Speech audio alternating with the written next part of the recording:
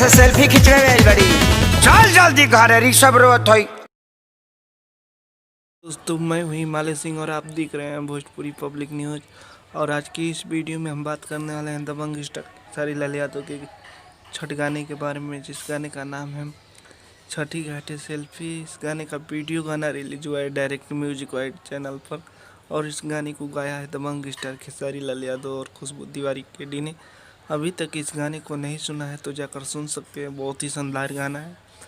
और इस गाने को गाया है खुशबू तिवारी केडी ने और खेसारी लाल यादव जी ने। और ये गाना आज सुबह 6 बजे रिलीज हो गया है म्यूजिक वाइड चैनल पर, तो आप जाकर सुन सकते हैं म्यूजिक वाइड चैनल पर। ये गाना बहुत ही शानदार है।